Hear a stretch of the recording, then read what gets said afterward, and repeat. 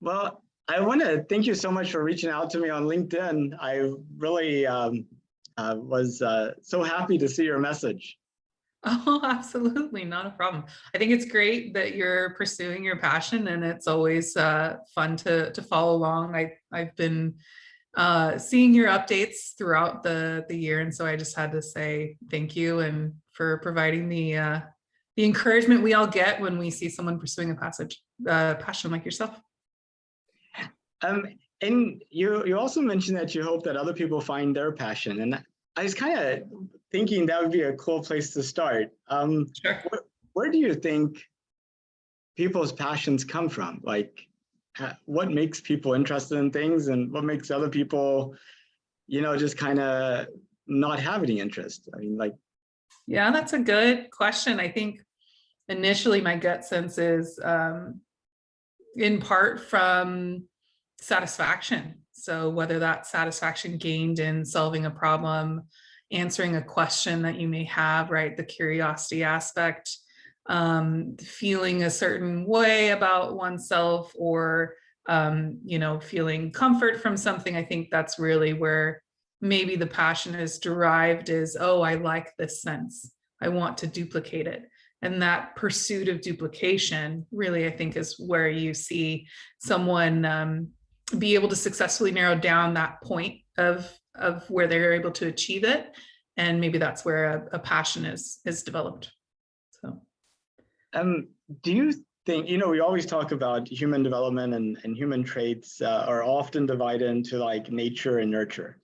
And I was wondering if you thought like passions were more kind of inbuilt into people's nature, or do you think it's a result of their experience? It sounds like what they've nurtured. Yeah, nurtured. Yeah, I think the innate nature of our positive reaction to whether that's the satisfaction or what we are wanting to duplicate is in our nature, but nurture is really where I think your passions are born. And I just kind of think, do you have children? I do not. No. You do not. Okay. No. I've been my children. The oldest one, he's like a couple of years out of college, and the youngest one is in the second year. So I'm often, I kind of think, every time that they kind of have a struggle, or they're not sure where to go, I keep thinking about that the nurture part of the thing, and wondering, what lessons I could have learned earlier on that might have helped them. I know. I can hear you. I can reflect on my childhood. I had passions that were born out of there that were temporary through my childhood, but really, if I was looking at where they were derived, it was from the sense of happiness I felt in pleasing my parents, right? So sometimes we have passions born out of that, some of adversity.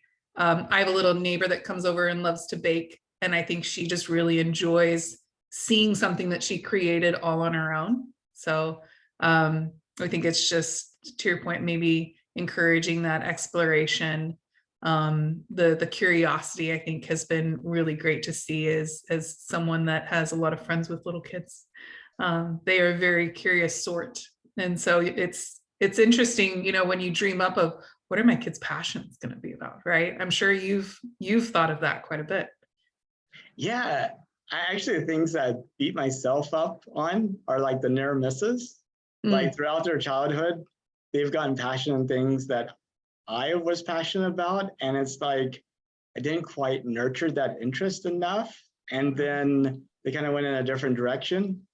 And like, they've kind of moved on. And I just like, kind of go and say, well, maybe I could have nurtured that a little bit more, Could have. I don't know how you feel about developing one's passion on their behalf versus them developing it on their own. Maybe there's some comfort in that. Who knows? Yeah, it's difficult. Well, I had some space questions I wanted to ask you. Yeah, go for it. Although I am not, full disclosure, I am not as much of an expert as you are. Well, I'm more interested in your view on it as opposed to kind of like what you know. But ironically, I just thought I'd start out by asking a what you know type question. So did you know that Jeff Bezos has a space company? Yes, I did, because I thought it was interesting at one point. Isn't that, oh, I'm gonna get it wrong. Is it Blue Origin? You're No. 100% right. There we go. Yeah, So you I was got it. looking at it as a at one point in my career, I was intrigued by the different companies, right? We'll periodically look at the market and I always think, what would be an amazing company to work for? And at one point I had thought Blue Origin would have been a really interesting opportunity. So Yeah, it could have been.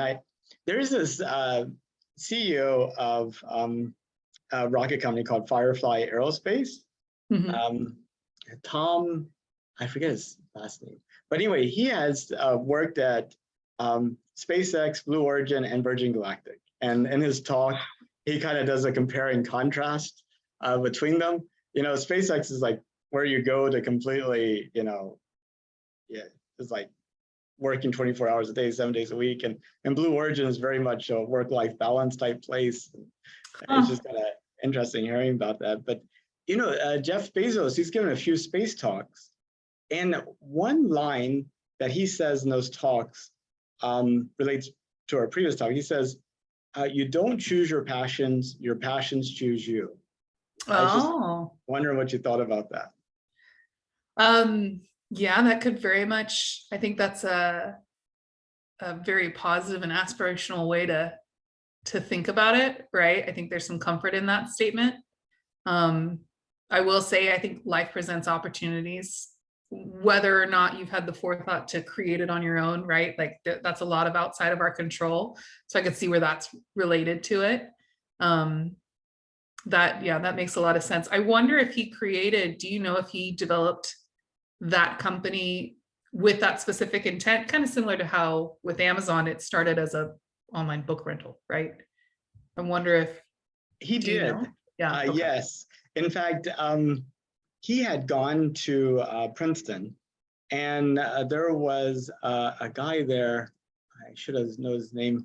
I anyway, but who believed in building like these big orbital facilities that people would live in, and you know, it kind of like inspired him. And then even in his high school, he talked about you know, going to space and space company. So this has like been a passion of his. He actually started Blue Origin before Elon Musk started SpaceX, so just Started by his.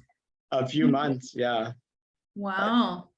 Yeah, I don't know. I don't know if I would passions choose you. I wonder if your emotions may choose your passions. And you know, it might be kind of contagious, right? He had this, you know, maybe the people around him or the things that he interacted with kind of caused the passions to develop inside of him. Could have. I mean, when you're in an environment like that, where you're leading a sector or an industry, right?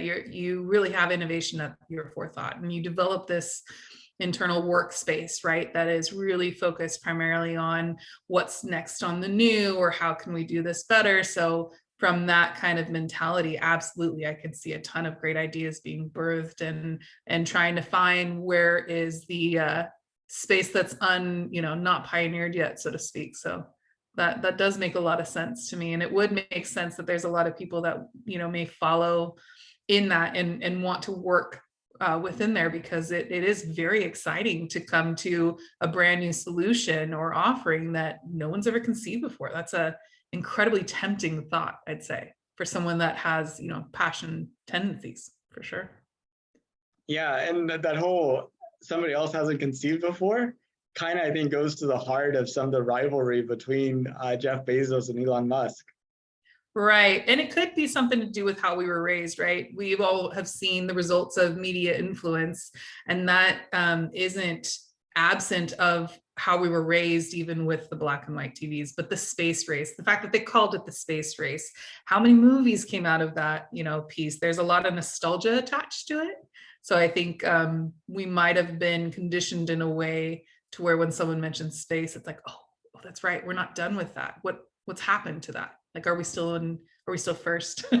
what next can be achieved on that kind of landscape, which is exciting, I'd say.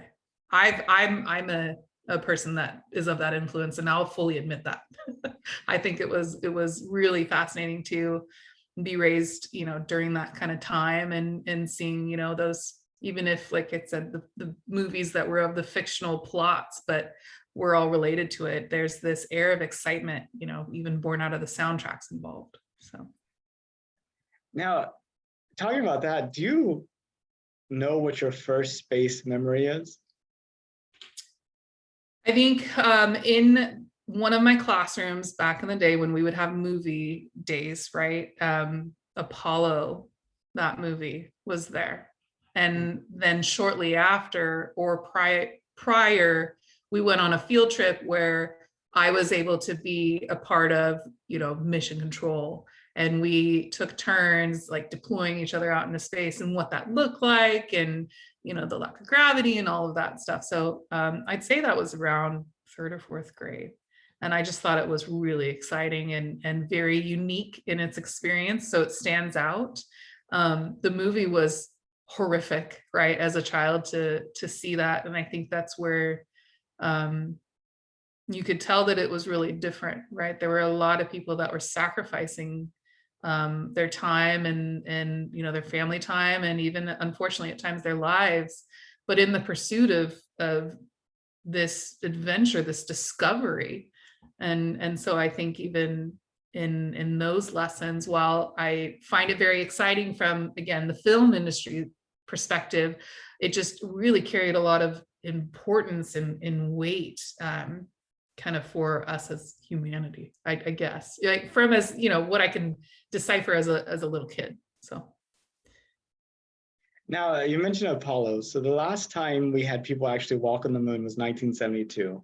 And NASA's in the process of putting some new blueprints on the moon, probably in the 2025 timeframe.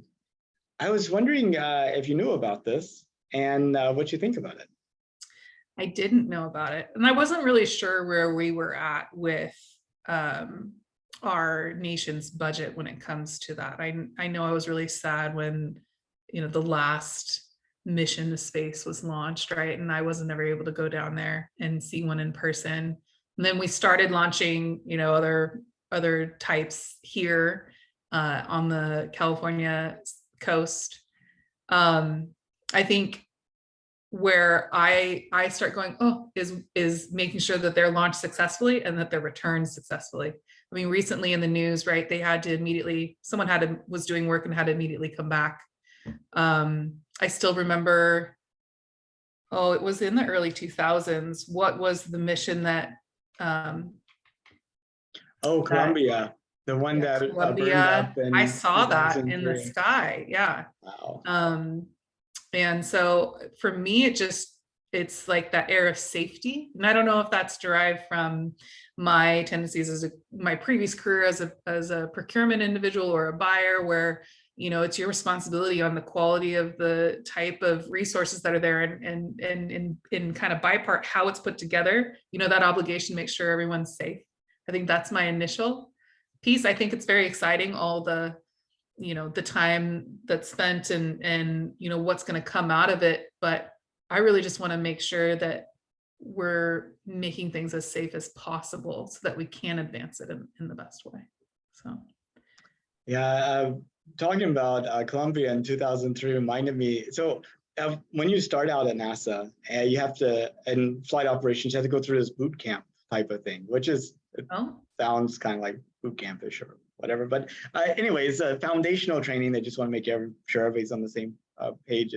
And one of the classes is like on the responsibilities of flight operations, flight controllers. And the guy that teaches that class, or taught us that class, he starts out this presentation talking about how he gets to talk about cool stuff, the rocket launches, and, you know, and he shows a picture of the shuttle taking off and, you know, people in space. And he shows like this astronaut in front of this window. And then the next thing that he does is he shows that same window kind of broken up, you know, in the debris field, you know, here in Texas. And it was just very impactful, kind of, you know, how quickly they went from just being alive and everything being normal and, you know, really kind of a wonderful time to to that. And it was a very powerful presentation. It kind of sneaks I up on think you. yes. And you can find on YouTube some of the recordings of the instances where things went wrong in mission control, and the person, you can just see them that is overseeing all of that, and just the weight of it. I think it goes to show how committed those that are a part of it are seeing to the success. And I think this sector, this piece, like, will have no problems from a humanity point of view of like all the effort and dedication and making sure that it's there. But it does weigh heavy, unfortunately. No. How are your classes going? I mean, you've pivoted from corporate, I've been a part of that, straight over to, I mean, it's been at least, how long has it been since you've been dedicated to this? February 14th, so Valentine's Day. I think my wife had a different idea on how to spend Valentine's Day, but yeah, it was Valentine's Day. Well, that's quite an anniversary to celebrate too, though. How's it been so far, being able to, devote so much time to it? It's been interesting. I mean, I like learning about the space station and getting to go, actually getting to walk inside of the mission control room and sit like next to the people actually doing the work. I mean, I just felt like it was like going into a cathedral and like, kind of neat. So that's like really wonderful. And, all sorts of like neat stuff. Like there's this big comic convention here in Houston called Comic Palooza. NASA had a booth, got to volunteer at that booth. I thought it was kind of neat. That's awesome. Apollo 13, 3 astronauts were supposed to go on the moon, but instead their spacecraft got damaged, and they all made it back safely. 2 of those astronauts have, passed on, but one of them, Fred Hayes, he gave a talk and got him see him, and he's just as sharp as he was like, 40, 50 years ago. So it's really amazing. I want to be like him whenever I get old. That's nice. So where do you see the the pursuit of commercializing it versus these, dedicated, to your point, putting humans on the moon on 2024? Do you see a faster trajectory in combining those, or do we still have a long ways to go? Yeah, I think we have a long ways to go. We haven't found, so in near Earth space, telecommunications is like the killer app, right? I mean, you don't do anything and there is enough money in satellite TV, satellite internet, satellite communications to justify all the expenses there. Like that needs no help going on. But then you start looking at things like going to the moon and stuff, and you haven't really developed like the commercial incentive yet. I mean, you have like the Outer Space Treaty that keeps you from like actually claiming ownership of the moon. So you can't even like, the way like California and other places got developed was, the government say, hey, you build a railroad track here, you get to own 50 miles on either side of it, and people are like, well, that's going to be worth something someday, and so, or you go and you discover like some mineral rights, right, and you can lay claim to them and then sell that claim, but you really don't have those same economic forces going on with the moon. And some people say, well, the moon's different, but that means that all these solutions that we developed to do the stuff on Earth don't translate so easily there. That's so true. I didn't even think of that. Yeah, I mean, I think a lot of people are really disappointed that we don't own the moon. Not yet. I think it starts with someone just putting a flag down and saying, we own this now, and then seeing where it goes. I don't know. Yeah. But I think, the biggest thing is cost, right? I mean, it's all about the cost of, if you can make $10 and it costs you $20 to do it, you'll never do that. But if it costs you $1 to do it, you'll do it. Yeah, it depends on what the intended gain is. And I think that trend's gonna really change, right? Like right now, and again, this is coming from a citizen perspective that's, had very limited viewpoint on it, but my assumption is the reason why there's so much investment in it is mainly over the satellite piece and AI and recording and getting eyes up in there as much as possible, and where there are financial gains to be made and, selling that access back or whatever that is in the development. But then you secure that. And then to your point, what's next? Like, what are those financial rewards with the cost associated with it, which is why in part I accepted it so easily that we would decommission certain aspects and you didn't really see a lot of investment in space. And so even what you had said before, where commercial is a long ways off, I then go, okay, but they're still investing a ton, and I understand the quick turnaround time when it comes to launch is significant, and there's a lot to be sold in that gain for a variety of reasons. And I won't really go into the negative ones, but they're still out there for financial gain. But you bring up a good point that makes me really curious if this is another wave of interest because of where we are right now in kind of the era of the world, and will we see another subsequent pause until we discover what's the next drive behind it? I'm not sure.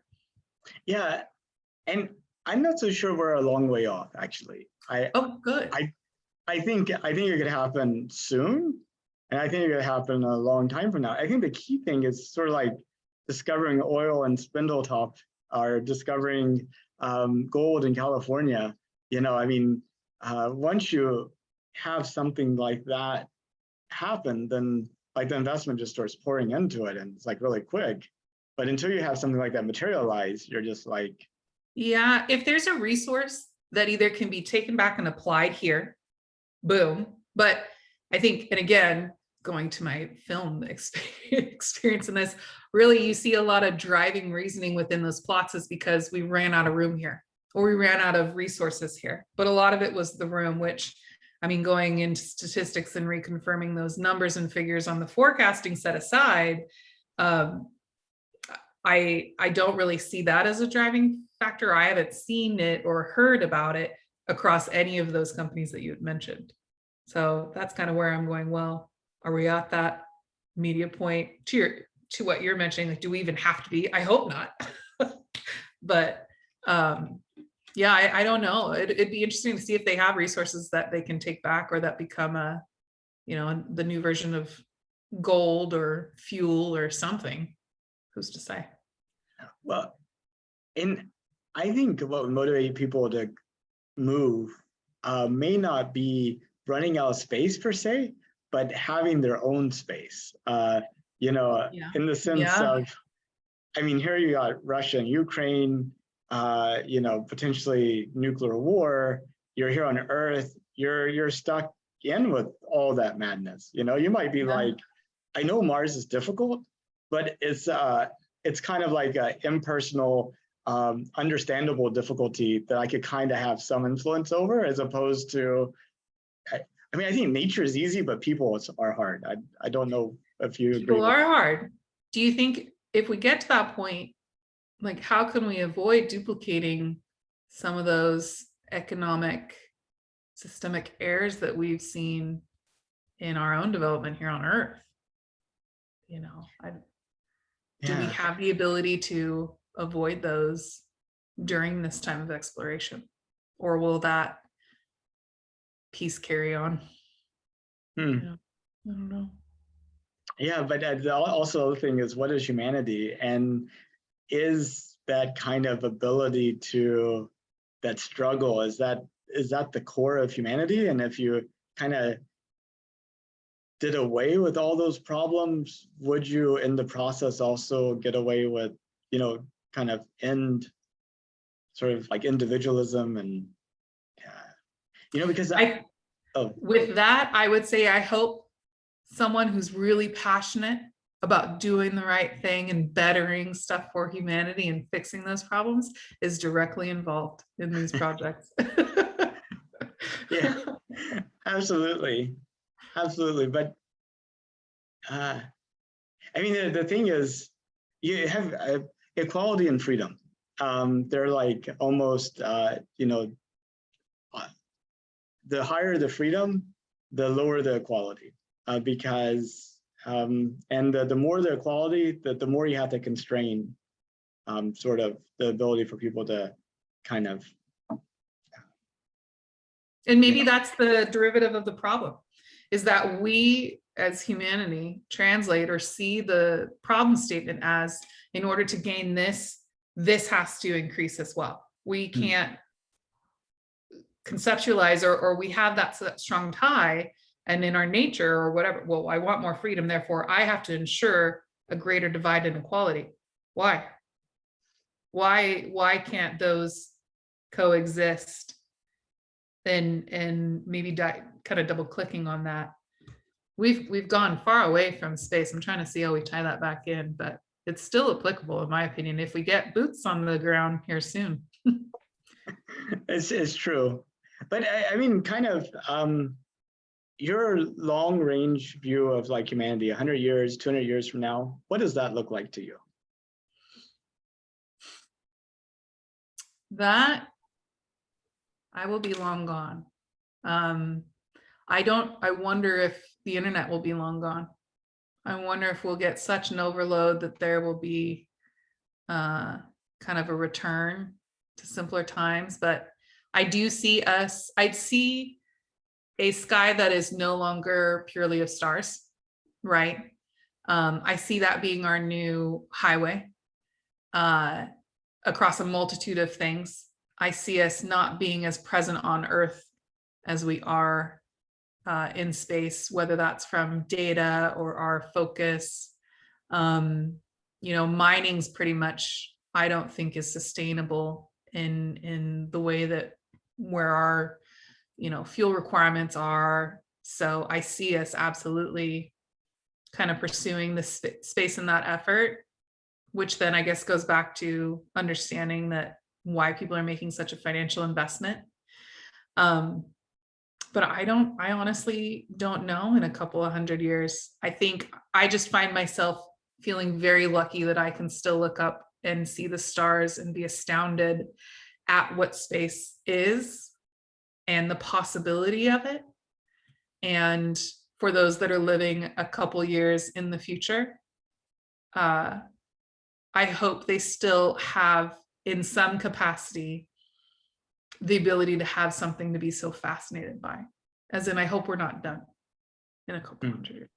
So. You said that you don't think you'll be alive in 100, 200 years. Long gone, I think was the word. Long gone. I know that people are working on like longevity treatments, extending human life. If you could live 200 years, would you?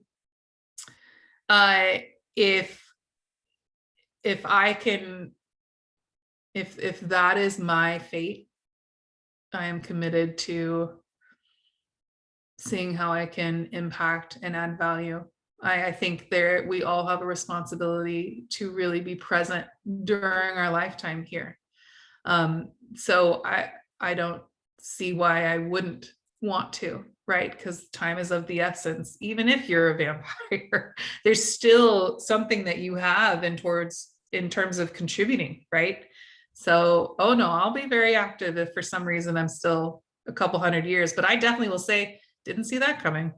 So. If you could take a trip to space, would you?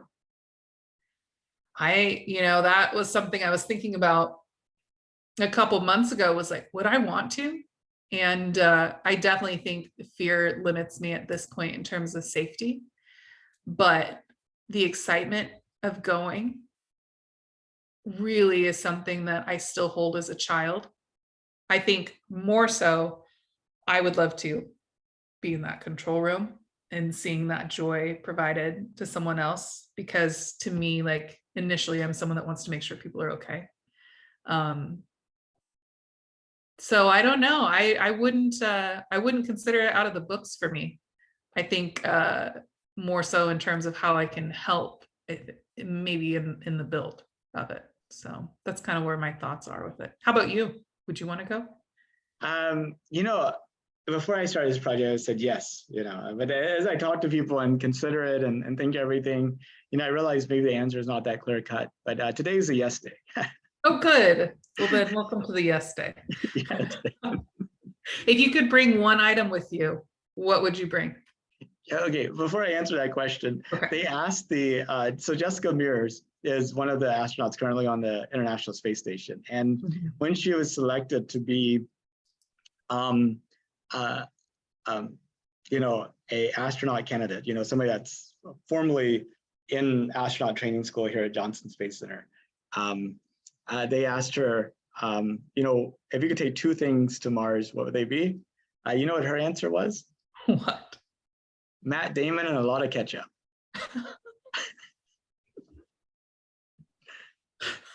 That's great.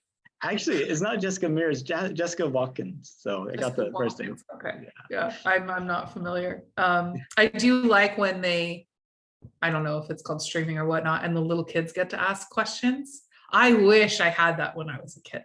I think that's so cool, to be able to talk and chat with them. Matt Damon and a lot of ketchup. I definitely would want to bring someone with me. Condiment wise, I'm not sure. Maybe we need to collect sriracha though. Sriracha. Yeah, if I could bring one thing to Mars, gosh, I have no idea. My packing list for Mars runs into tens of thousands of items, I'm sure. So. I might bring a Bible, right? Because it's, if you bring it out to space and it's dry from like, what's going to happen to it? Maybe I'm thinking of a movie plot at this point. I don't know. We'll see. Well, I'd like to take that 200-year question and turn it around backwards. So sure. Let's say you or one of your descendants immigrates to Mars. It's 200 years in the future, and your great granddaughter is in high school doing a history project on the 2020s. So she's in like 22, doing a history project in the 2020s. What do you hope will be worth remembering from this decade in 200 years? The pursuit. I hope that doesn't die down. I hope we don't become complacent. To your point about starting this, that you really dig in and realize like passion is an incredible driving factor in what life is. Otherwise, what is life, right? So I hope that drive and that pursuit does not qualm, but only increases through that. From our decade, I think or not decade, excuse me, but from our lifespan, I think there's been a lot of turmoil, but through turmoil, there's a lot of people that were trying to pursue better or to elevate like, hey, this is wrong. And so I think I would hope that they'd be able to make the tie of, yeah, this was a lot of turmoil through this time and a lot of change, but there was a lot of drive and pursuit. And if there's any kind of takeaway, especially when whoever she is reflects on the things that they have that we didn't have right now, I hope the connection is made, right? This is me trying to be positive, or at least cling to hope. I hope that it is out of that pursuit that there were so many great benefits made, and that they realize that and continue that forward. Like it can only get better, right? So that's really my hope, is that there's a lot of great things to come out of the difficult times that we are working through, and that it is not all for naught. So that's wonderful. Well, I really appreciate your time. I know I asked a lot of questions and we talked about a lot of things, and I see this as sort of being a time capsule for that future high school historian. Very nice.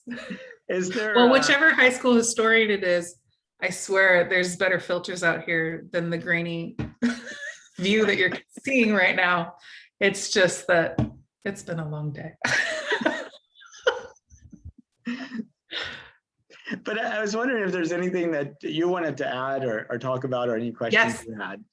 I have questions for you, because then I don't know, I'm assuming people have asked you of this, or maybe you've expressed it, but here you've made an intentional career pivot. And that to me is still very rare in our society, at least from what I've seen in the corporate world, because we often keep our passions separate from work. And the ones that do have the great success of, okay, I've turned in a certain passion into a success are rare, and at least what, trends are for survey data that's sent out or news media, we kind of idolize that. And in that idolization, we feel that it's not for us, right? At least that was my viewpoint on it until I stumbled across you. Really, you're one of the very few individuals that I know that's like, hey, this has been great. This is a passion. I'm going to go make this my career and figure it out. So if you were to speak to that, or wondering if you have any thoughts, like, do you feel like you are kind of a pioneer in that decision, or is there some secret group of you guys that I need to meet?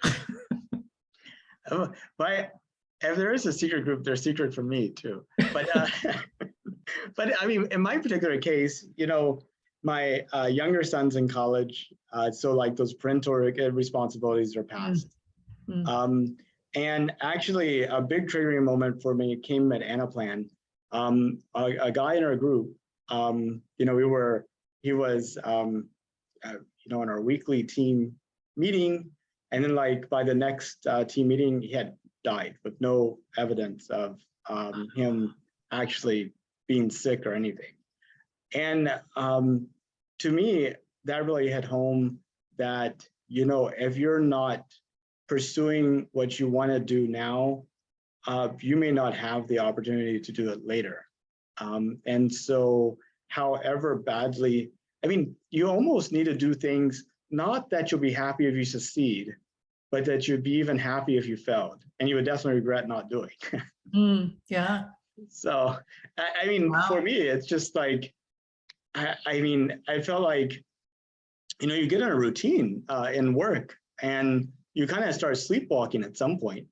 I think, you have that next meeting, that next quarterly thing, that next bit of work, that next job review, that next client, whatever. And you're no longer really driving. You're just sort of kind of a passenger on the bus of life, waiting for the journey to end. It's like, since you maybe get in the driver's seat. Yeah, no, that's so true. And I think that's why I picked up on it so much. And obviously, like, if you're in corporate and there's certain intent behind it, that makes sense. And that's why I'm still very much in it, because there are a lot of passions associated with what I do right now in it for me. But I do ask myself that, like, what would make me pass on with a smile on my face? Right. I think there's the natural pursuit of making sure we don't have any regrets, which is pretty much impossible. But, and then to your point too, some people go, well, what's the pivot of my career? What's the pivotal moment or the top of the mountain for me? But you relate it to success. And I almost go, well, what do I want to experience that makes me feel so content? So if you were to, what would be that thing if you were to, want to secure before you either, to your point, pass on or are here for another 200 years? You smile, you take a nap, and you wake up and you go, okay, and you continue on. I mean, I've had the thought several times, and not because of the dangers of crossing the parking lot, but as I'm walking into work thinking, wow, I'm at NASA, I'm doing this. I'm like, I could die now. I'm happy. So, I mean, it's so cool. Yeah, so I mean, it's really good. But my ultimate dream would be to be in mission control when those next blueprints get planted on the moon. Somehow, I think there's a lot of other people that want to do that too. So I might have a little trouble securing that spot. But being as close to that, I think, would be kind of cool. Yeah, absolutely. I mean, and I have found passion to be the great differentiator, really. Because I am just a name among the masses and among the thousands and millions of people that are around here. But enabling your authentic self, which means enabling your natural passions, does bring you out of a crowd, I've found. So I'd keep up with that passion and also keep telling us about it, because it's just, like I said, it is truly so inspiring just being a part of it, especially in this day and age where we're dealing with such economic difficulties, right, that we're seeing reported out. Whether that bus takes that turn, that downturn, it doesn't mean that we can't experience certain incredible things in our lives. So anyways, I just am very inspired by you, and it makes me ask questions of myself, which I always appreciate and enjoy. And who knows, maybe someday I'll be helping in some shape or form when it comes to the pursuit of getting more boots out there. I think definitely. Well, I really appreciate your time, and thank you so much for meeting with me and participating in my project. And absolutely, I can't wait to see it when it's going to come out. I mean, I'm sure you've got a lot more to collect, but well, I published them all to countdowntothemoon.org unedited. So there's like over 1,000 interviews there now, and I'm counting down to the end of 2024, which was when I started the project. We were planning to go to the moon. So it's like I have a little over, I think I have almost exactly 800 days to go at this point, and then I can wrap up the project. Oh, good. That's fantastic. Well, hey, thank you so much for reaching out. I will keep in contact with you in LinkedIn, and yeah, if you ever come to Houston and want a tour, let me know. I will, and I might be going there next year, so I will let you know. That'd be fantastic. Well, have a good rest of your evening then. You too. Thanks so much. Bye-bye. Bye.